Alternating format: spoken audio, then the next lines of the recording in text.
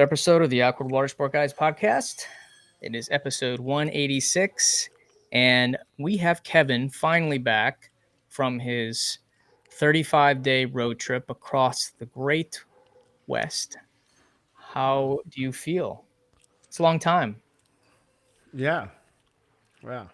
Does it feel weird being back a little bit? Yeah. Yeah. Yeah, I think Yeah. so. Do you want to be back? No. No. Yeah, I figured so. No. No, I mean, I love traveling, dude. I love seeing different things. Um, I am not, sometimes I feel like I have to juxtapose this with the life that I've chosen.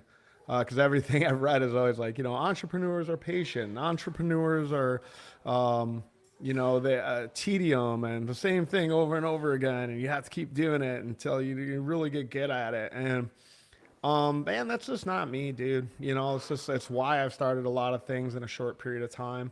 I say that, but there's, and we go a lot deeper into that whole conversation. But yeah, yeah, man. I mean, it's just like I got home and it was just like the lawn got taken care of and fixed by the landscaper, and I was like looking at that, and then Ilya, my business partner, watched my dog and cats, and he had his dog here, and his dog pissed on my rug. I guess it could have been my dog. I'm pretty sure it was his dog. No, I mean, no shade, you know what I mean? I really appreciate what he did for us, but, and I got to get the rug clean. Just stuff like that, dude, you know what I mean? It's just like life. Jeez. And just sometimes I question the validity of that, like all of that. I definitely don't feel like that. This is what we were meant to do as people. I think it's going to blow up eventually. I think AI is going to help a lot with that. But we were just on the road in a small confined. We all spent a ton of time together. Don't get me wrong. We had our days that we, sat around on our, respective devices and did all that. Yeah. But the majority of every day was going and seeing some kind of new thing, some kind of adventure. We hiked a lot. Hold those thoughts. This is going to be a show about your trip because we all been following all your photos, and I just want to hear more about it. And this show is not always about us just talking about water sports, but it's a lifestyle podcast as well. So we have a couple things before we get started. So announcements. We're going to talk about it every single show. Get your port tickets. The special ends July 31st. You get to save a little bit on your ticket. Get your hotels, reservations. And if you're looking to sponsor the show, we know some of you guys are not all operators and would love to reach these amazing operators to sell your products. Get a hold of Kevin for your sponsorship. And really quick on the sponsorship thing, I want to dive in there a little bit. So if you're listening to a show and you have a product or service that works in the water sports, small, medium-sized business industry, it makes it very easy for me to just pitch you now, because I'm probably a terrible salesperson of this product sometimes, because it's like, it's your money, man. You know what I mean? Spend it. Don't, I'm not going to extol all the virtues. All I can say is that if you do any type of sales or marketing, that it takes like 7 touch points with a client before you can get a close or establish a relationship. And sometimes I'm just kind of like, when I get on calls with people, I'm like, I don't tell you, dude. I mean, you go to any other event, you sponsor that event, you meet those people there, and that's it, right? Like, we have so many points of contact with our audience, with the people that are in the group. A lot of them are personal friends. A lot of times I just don't want to sit there and explain it to them, right? Like, we have a Facebook group, we have a podcast, we have an entire media platform, then we have the event. And if you get in and do the work and you're really about like growing your business, then all of these touch points are available to you. Some of them for free, right? Like, obviously the Facebook group is for free. That's a resource that you can use. However, like, being in a Facebook group meeting someone in person, having an opportunity to show them, maybe you're a part of our community and you're doing a presentation or you're hosting a roundtable. But a sponsorship is an immediate fast track into our community. And then what you do with it after that is entirely up to you, whether you're engaging with us, that you're solving a problem that we think is cool. And now we're going to bring you on the show. And now we're going to mention you in the group. I think the last episode, same thing. Now the kid's not sponsoring. It's totally fine. It's in a startup, Andrew, but he reached out to me. He engages in our group. He provides a service to Destiny Water Adventures, and now we're talking about him on the show. I really wish he was coming to the event, and taking that piece of the sales cycle and the funnel and really working it, because this, as we talk about all the time, this business is built on relationships. So spend your sponsorship dollars and show up and be put a face to face. This is what these guys do. This is how we operate. We do business with people that we know, like, and trust. And the reality of it is this business has been done on handshakes for 40 plus years. And so the value really comes with being a part of the event. And the only way you're going to be a part of the event is by chalking up some money, because this shit costs money. Practically all of, we've done this our 5th year, and practically all of our sponsors have come back.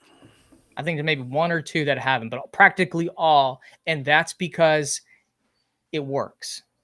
It's a quality over quantity as far as our audience goes, and it works. And I've seen a lot of our sponsors get repeat business. So definitely give Kevin a call, and we'll see you at the port. Can I say something real quick about the ones that don't come back? It didn't work any of the other stuff. You didn't stay in contact with Greg and I. You didn't work the room. You didn't work the group. And I don't say work it, but I just mean you can't just buy in. Yeah, you just can't buy in and hopefully that they're just gonna warm up to you. You gotta Dustin from Conversion Assist. Big shout out to Dustin, because Dustin shows up. He's very active in our group. Hell, you and I created videos for him for his ads. I see our video ads constantly on Facebook, but he basically has bought in completely into the community, and people love him, and he helps people for free. You have to show up. And if you can't be there, have someone from your team show up. And that is the ticket. It's not just here's a bunch of money and go. Marketers here, a marketer in a group full of marketers, man. You know what I mean? So many marketer sponsorships, and so much competition in the room. Yeah, you have a product that's unique, that's different, that you're a 1 of 1 or maybe a 1 of 2. And I've got to beat the door for you to show up. I don't make my money off this podcast or this event. This is another reason why I'm just kind of look, man, if you want to do it, great. But you also have to take the steps. Dustin, Merica, Steve, Derek, all these people that are actually active, that stay connected with us, that stay in the top of conversation, are the ones that are going to do great. But it just takes me right. And don't get me wrong, I'm guilty of this as well on the B2B side of things. But on the sponsorship thing, it's just I just don't see how it's not a success for anybody that puts their dollars in. But you have to, like Greg said, you have to put your dollars in and then be a part of the community. I get it. I have a business thing too, that business to business offering, that I go to a sponsor, I go to an event, I spend the money, and then we sit there and hopefully the clients are going to come to us. But if they don't know you, if you're not in the group, if you're not a part of the pod, if you're not actively having a conversation with us, then, how do you expect me to go hey man, this is so-and-so and this is so-and-so, and I think you guys would be a great fit. I do that for all of our sponsors. Don't get me wrong, because if you're a sponsor, then I believe in your product. But it's very hard to, if I don't know your kids' names, or, not even necessarily that deep, but what I'm saying? You know what I mean? That there's enough familiarity there that we can make those connections organically, because that's what we want. That's the whole point of the podcast, the Facebook group, the event, all of it is that we create organic relationships that are mutually beneficial to both sides of that relationship. And it becomes very difficult when you guys want to give us a ton of money, which we're glad to take, but then you're not going to put in the work on the backside to solidify those relationships. So come sponsor the port, come don't sponsor the port. As I tell on my one-to-one sales call, I'm like, do it, don't do it. I don't give a shit. I mean, it's cool. Like, I don't know. You're going to get ROI. It's that easy. Yeah. If you do the work. So, yeah. Speaking of organic, I want to segue into our kind of our hot topic conversation. So these are going to be like 5-minute rapid fire because I really want to get to your story, Kevin. So I'm going to set a timer for 5 minutes. Got 2 topics. So first one is Viator. Fucking Price is Right. Yeah. So Viator requires a minimum $3 million aggregate insurance for water sport. Now, I don't know which categories, but I want to talk a little bit about that. And then the other thing is Instagram posts indexed by search engines. So this was submitted by Nick Smirnoff in the Facebook group and what the impacts are. So actually, let's start with the Instagram. So I got 5 minutes on the clock here. So they just announced that Instagram, Facebook posts are going to show up in the search engine. And I believe that if it's a private group, it's not going to show, but any public post, any public group is going to show up. And I personally am excited about this because I have years and years of content I've posted on different platforms that now I'm going to start seeing those in the search engine. Now, I've struggled to really understand like how this is going to affect SEO and things like this, but I believe that AI uses a lot of this content to help formulate answers. So I think the benefits for our industry, especially those who've been posting and being active on social, is going to be pretty big potentially. But what have you looked into this? What are your thoughts? No, I haven't. I haven't dug deep into it, but I can tell you that like this is probably Google's way to grasp at social media, like on the back end to get the benefits and their indexing. But I don't know. I think they're feeding AI. I think this is a move to feed Gemini. Sure, but I mean, yeah, and I think in the long run, is it something that could be cool? Yeah, but in the short run, it's like, well, Yellow Pages is now going to feature your posts in the Yellow Pages, and you can flip through the pages. Like, I see a lot of people going away from that. Like, who's going on to page 2 of Google? Who's going down to the 7th organic to read a blog or click on that? That's not how social works. Like, social media doesn't work like that. And I think in the short term, I don't think there's a net benefit to operators of getting like their SEO, because I feel like SEO is dying. It's going to get plugged into AI. Yeah. But I just don't see a ton of traffic coming from your Instagram posts on the 3rd page of Google. I just don't see it doing anything for anyone. No, I think this is a move. So you've noticed, like, when you search Google now, Reddit and Quora and all these TripAdvisor forums, you're seeing more commentary being included into the search engines. And I think this is another way for Google to pull in more of that. And while you were, on your trip, I was digging really deep into what AI is looking for when they're suggesting answers. And it has a lot to do with commentary on forums and social media and reviews, like 2 huge things, obviously really big in our industry, those 2 things. So I think this is more of a play to help feed the AI so if you have been very active and you're talked about a lot as a brand or company, I think this is going to help out. We won't see this until, I'm very leery to give marketing advice as it pertains to search at this point, because I think we're in between 2 peaks. You have a valley of adaptation, and that's very much where we're at. And when we talked about this on the phone, I feel as though anything you tell anybody right now, get on Reddit, man, like really like dig into Reddit and start fucking posting on Quora. I don't think that is going to be actionable in 3 to 6 months. I think that everything is really changing fast, and we're not yet to like, and I don't know that we ever get to like an end game where you have like SEO and paid ads and you're working off the back of that infrastructure for the next, like, I mean, like back in the day, people would like keyword stuff. So Yeah. SEO has been a thing for many, many years. I don't think that you have those 3-letter workarounds to get attention because LLMs are very much geared to be customizable, to be your personal assistant, to work in tandem. And right now, there's things that you can do inside those LLMs, but it's going to get much easier. And I just think trying to apply tactics like SEO, trying to get top of page, we're trying to apply something to a model that has yet even been fully fleshed out. Yeah. And I don't even think that those tactics are even going to work in the short term because we don't yet know what the tactics are for this fully fleshed out model that's going to work long term. So I think right now, I think we're all just grasping at straws and you're seeing a splintering of how people find your product or service, not consolidated into a search, but now distributed across multiple platforms. And those platforms are all trying to customize themselves to each user and demographic of users. Okay, we're at time for this one. The final word. I do have I'm right. more.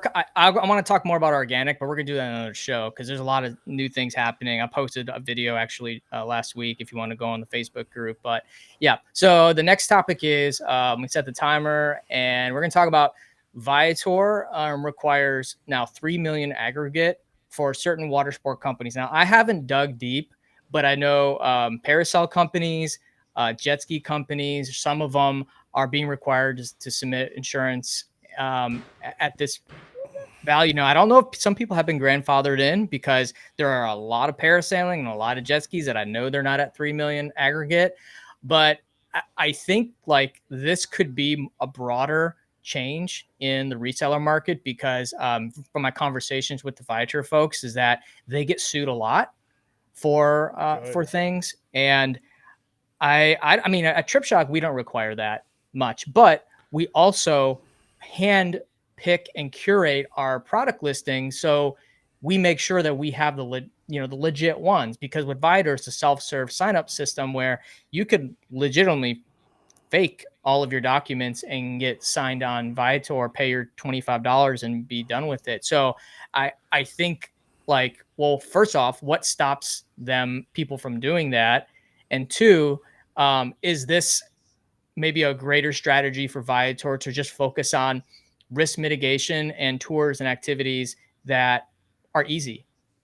So I mean, yeah. I mean, my initial thought is like I'm again, and I know that this is always sort of like an insulated hot take due to my place in the market where I'm located geographically. I don't give a shit what Viator does realistically. You want a $3 million insurance. Again, and I say that not just because I am insulated geographically in our product offering. I mean, because they have jumped in and they are spending a ton of money on Google and they have come into this market pretty heavily. I think their whole business model is going to be upended. I really do. Because again, it's predicated upon search, it's predicated upon SEO, and it's predicated upon no, don't get me wrong. They have 100 million email database. I'm sure they're going to be okay. But I just think that that their business model of attracting customers has been off the backs of operators, obviously, but paid and SEO. So you're optimizing to be number one on Google search, and you're paying a ton of money to be top of page for Google paid ads. And it's just like, if that eventually starts to go away, and we see this and hear about this all over the place, that Google is becoming less profitable, less people using search, organic traffic is dropping off, and they're doing everything that they can to recapture based on just a search model that's probably not going to be the way search even works, or if search is even a thing, right? Like I can get in my car and Siri knows like where I'm going. So like the predictability of LLMs or their predictive model of like knowing what we want, like curating what we want for us. I just think it's going to be very challenging for businesses that have built their business off an infrastructure that's not going to be viable or not going to be the way people look anymore, or at least have a consolidation of how you find people on being on Google. I think that's changing. I think it's being disrupted. And I don't know what their plans are for that. But as far as them, asking for more insurance for companies, like, good luck. Because, like, firstly, like for jet skis and parasail, it's hard to get any policy that's over $1 million. Because, like, that's what the law state of, at least in Florida, is what they ask for. They want $1 million minimum. So now if I need $3 million for a jet ski, what's that cost me per jet ski? Now, I want to preface, I'm not exactly sure how and what categories are being applied to this, but it's the second time I've heard. Now, I've spoken to the Viator folks, and they said that, as much as they want to change it, they can't. It's something that legal, and they're looking at potentially revising it, just looking into it. But cool. I hope they fucking disappear from water sports. Congratulations. Well, like, it's just like, at the end of the day, I'm not getting $3 million, even if it is 30-40% of my business, because it just, now get out of here. It makes me want to go set them all on fire. Oh, the reseller that wants 30% of my top line revenue has fucking got together with their legal and determined the person that wants 10 to 15% of my revenue actually needs 30%. So I'm giving Viator and my insurance companies 60%. Dude, I think Viator Water Adventures fucking sounds great, dude. Well, that's where I was getting at, is that asshole, dude. Some of these operators that might be flying under the radar with this, because I know some have to be, is when they do get called out and are forced to, maybe go up on their policy, is the increase in the policy going to make up for what they would potentially lose if they were off Viator? And that's something that I think these operators are going to have to prepare for, because or change a 1 to a fucking 3 and send it into Badu in fucking Bangladesh and see if they give a shit. You know what I mean? I mean, there's that too, right? Like, I just, I don't know how much this is really being scrutinized. I mean, you got fraudulent insurance people out there writing policies, and we're sending them into the FWC here, and they're fucking, oh yeah, sounds good. Like, nobody looks at those fucking things. They don't know. So yeah, change a 1 to a 3. We're at time, and I'm not sure if anyone got anything out of that, but it is what it is. All right. Yeah, so irritate me more. Yeah. All right. So let's get into our main segment of the show, Kevin's. What do you get? You had that really cool post of like the band schedule. Oh yeah. The band poster of all the tour poster. That was really cool. Yeah. Did you use ChatGPT to create that? No, dude, I hand drew that. You didn't hand draw that. I went into, of course I had ChatGPT do it. So he had, Kevin, those band posters, right? And we did the band posters. Kevin made one, but every stop was, like a, what do you call it? Every destination was like a tour. It was like a tour. A tour date. It was cool. It was. I would say that was the most creative, and I also loved your photos of the night sky. Like that was. I've always wanted to do one of those. Yeah. So I looked into it a little bit. How to take nighttime, do like astrophotography. I got like a cheap stand. I did those all with my phone. Me and my daughter went out there. I kind of like showed her how to do it. We went into this like little field off the RV park, and we took some fun pictures. And then the ones that I did from Arches, me and my wife went out to Arches, because national parks are open 24 hours a day. And we went to Arches, and we just went out there at like 11 o'clock at night, 10:30, and we were there till like 1:30 in the morning, just walk around the park, going into the canyons. Some of those dark canyons were like, I mean, in the middle of the night, I was a little like, I was like a little creeped out. I was like, man, if I was a serial killer, man, I might hang out here. But yeah, and did a little fun editing with them right on my phone, and yeah, it was great, man. So wonderful experience. You were gone for 35 days. You took your RV, took your family. This is like pretty much you've been talking about the trip for months. So just kind of highlight, like, what were your favorite spots? What are some of the best moments of the trip? And I know you got to talk about your side by side incident too. That's funny. Yeah, the UTV rental. That was It's so challenging, man. Like I think everybody should do it, man. You know, yeah. I can't really like quantify like you know, I really enjoyed Montana. It was a lot of fun. Wyoming, every single campground that we went to had a mountain. Whether we stayed at like a state park and like a 400, damn this camera, like a 400 population, in like North Texas. It's called Balmorhea. They have population of like 400, but there was mountain there, at least like small ones. Everywhere had a mountain. I'm definitely a mountain person. I love the mountains. I love the. I would say we did like a hike in Rocky Mountain, or no, we were in Yellowstone. Sorry, we were in Yellowstone. We did a hike that was not like your, you know, super popular hike or a lot of people.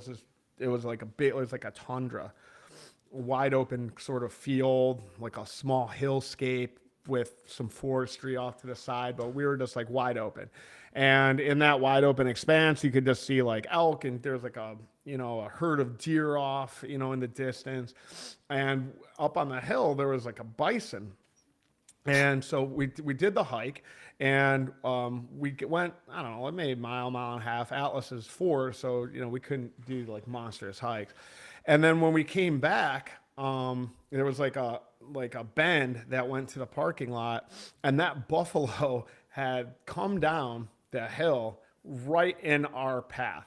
And we didn't see it till we came around. My kids were like 25, 30 feet from that bison. Man, like he was not going to move. And his kind of head came down, and I was like, girls, I was like, stop.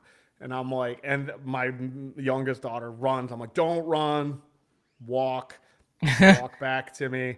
Because you can get gored by bison. Believe it or not, there's more goring injuries and deaths in that region of the country than there is like bear attacks or something like that, because people are idiots and they're like, jeez, it's fucking bison, it's friendly, put my kid on it and everything else. It tossed up into the air like a matador. That was pretty awesome. Another great moment was we were on the $1 Million Highway in Western Colorado, and hey, come on, dude, no, yeah, go that way, go eat your pancakes, buddy. We were on a $1 Million Highway, which is this very long highway into the mountains. Silverton, Colorado, and Ouray, Colorado are like these just kind of like snow globe-like towns. If you remember the movie Joe Dirt, he lived in Silvertown. Silverton was like base house. It's like old mining towns that are 100, 200 years old, whatever they may be, 150 years old. But when you're driving up to Ouray on the $1 Million Highway, there's a sheer drop. So like when you have a white line on the side of you, like if your tire crosses over that white line, your whole family's dead. It's just a massive drop off. So we were there, we had dinner there, and then we drove back. We were like the only car on the road, dude, like nighttime. You know what I mean? I was like, you'd have thought I was in Europe, because I was fucking on the left side of the road in that lane. Cause I'm like, no, that's horrifying. Anyway, there's like this sheer cliff. It like comes up the side, and like just out of like nowhere, I just see this like head and this massive rack, this elk just comes up the side of the mountain on our right side and just kind of like lands in the middle of the street, kind of like prances around for a second and then like back down the hill. But I mean, this thing was like, it had to be like a royal, or I forget what the other term is used, but it just had like 13, 14 massive rack on its head. And it just seemed like largely unconcerned with us, and it just went right back down the side of the mountain, and just everybody got so excited.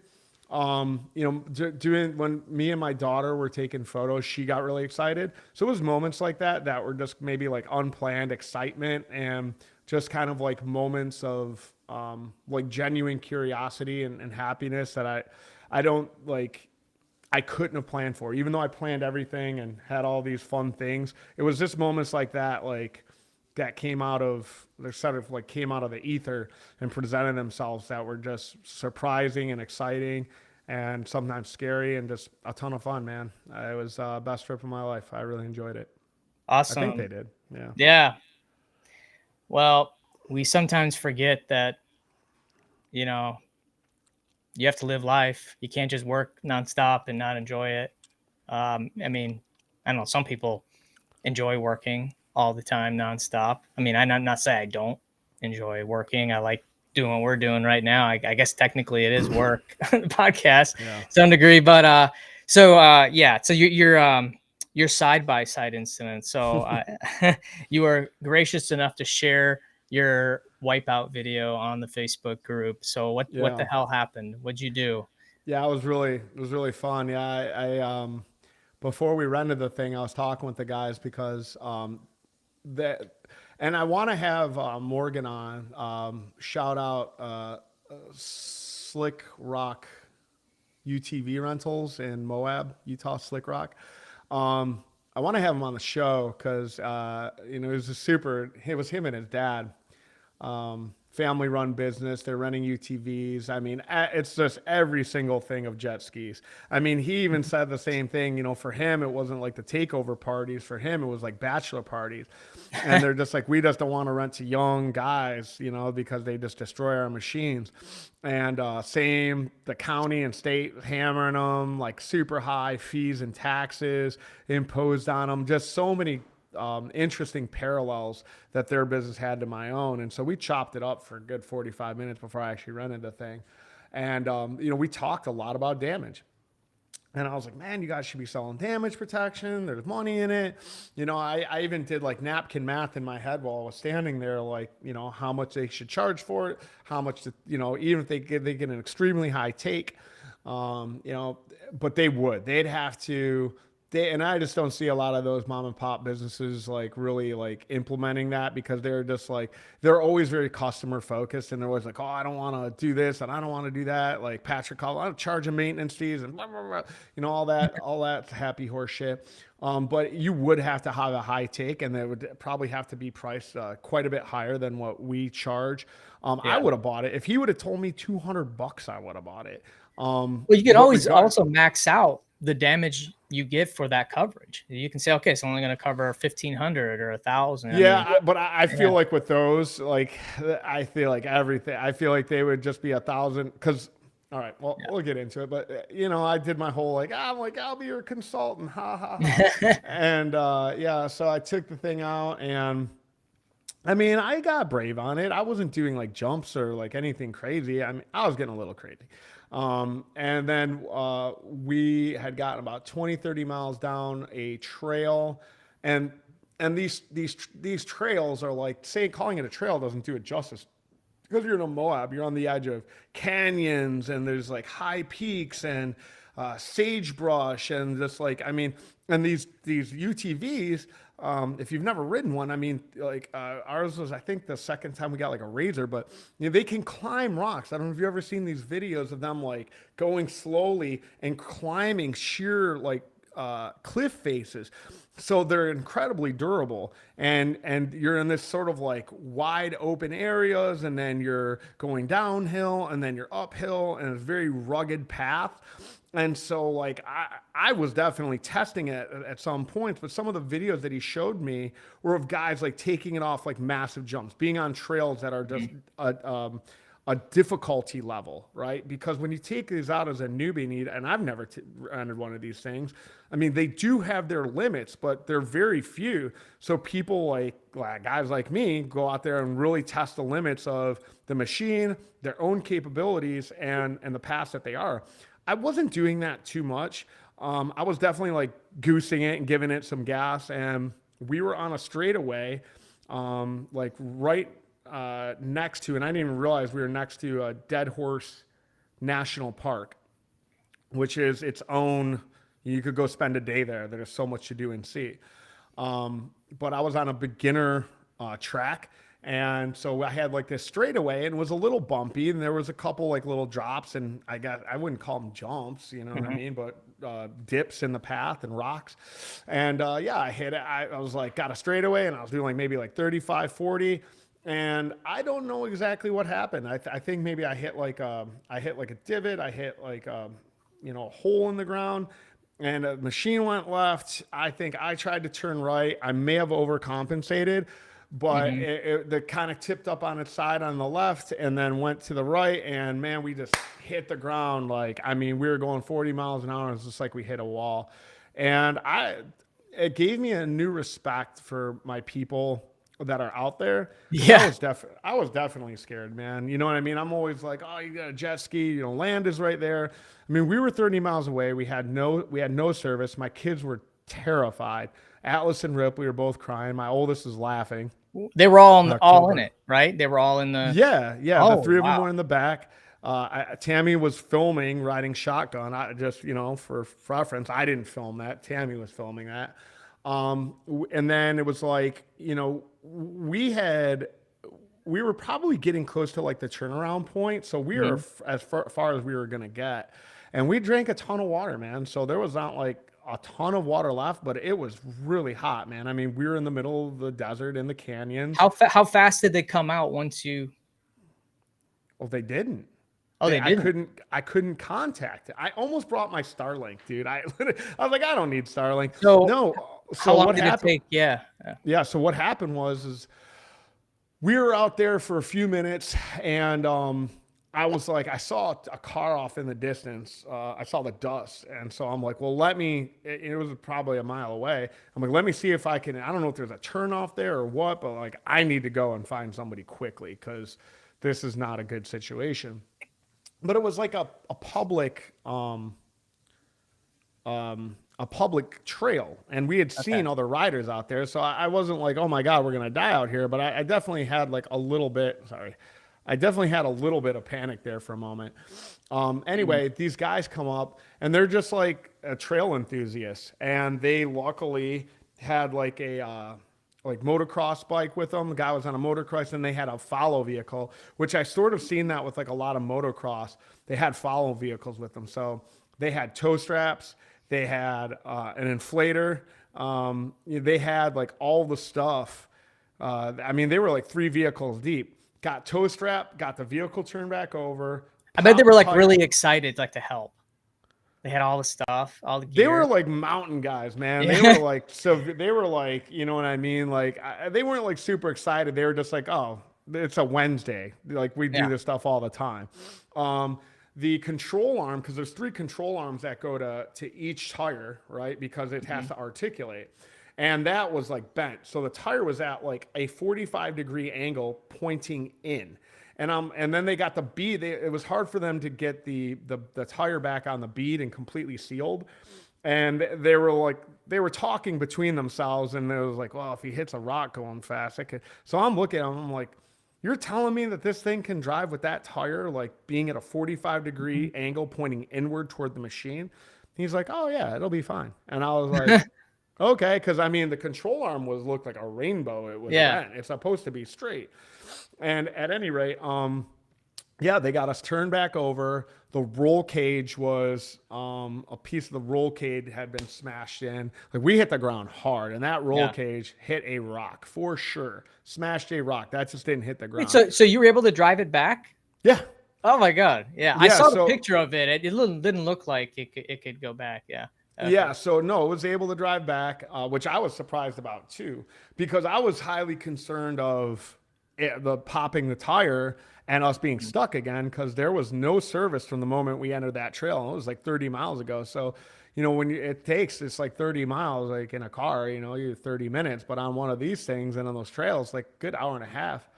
And so, my youngest daughter rather wouldn't talk to me the entire ride back. She was very upset with me. It's a memory they will always have. For sure. So I actually have to create my own memories because I'm going to Rome for 8 days, staying right in the city center. And my flight is in 2 hours.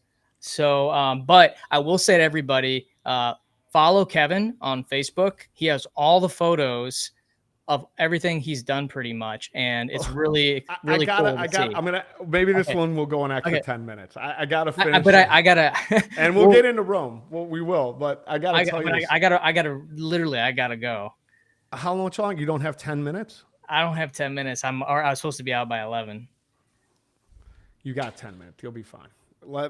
8 minutes. I'm gonna button this up really fast. 5 minutes. 2.5 minutes. I got you. My wife's been texting me nonstop since I'm past. At any rate, we get back. I have to go talk to this guy. Charges me like $2,800. Okay. Super nice. That was it. But he at one point when he was showing me all these Destructo videos before we left, he showed me like 4 videos of machines getting crushed because these idiots are out there filming themselves like me of them destroying this guy's property. So at one point he told me before we left, he goes, the guy, because he goes, they always try to just deny it, like, oh, it wasn't me. and he goes, the one guy said was like, yeah, he's like, what if I told you I was just driving along and it just like collapsed in on itself like that, you know? He's like, yeah, I'm probably not going to believe you. And then he showed him the video what happened. And when I came back, I was like, yeah, I was driving along and it just, just bent in. I don't know what happened, dude. And yeah, he charged me $3,000. But yeah, at any rate, yeah, so when you get back, we'll do a full episode on, Europe, and, you can tell us all about I'm sure you're going to do some. I'm sure you have some TripAdvisor, or not TripAdvisor, but Tourpreneur tours booked already, don't you? Oh, no, I mean, I got the Colosseum, the Vatican, and we're doing a golf cart tour, which I have to share my experience of booking that golf cart tour because there's literally 100 different golf cart tours and they're all the same price, extremely commoditized. But I'm going to save that for our next show because it's a good kind of lesson or insight into like booking through third-party sites and how they're, how they do things. But anyways, I actually have to go because my flight, but fly to Rome. What? I said fly to Rome. Okay. All right. We'll fly to Rome, but we'll be back and it's going to be like all balls to the wall when we get back because we'll be like a couple months until a conference and it's going to be really exciting. So as always, what do we say? Keep it awkward. Yes. Say balls to your mouth.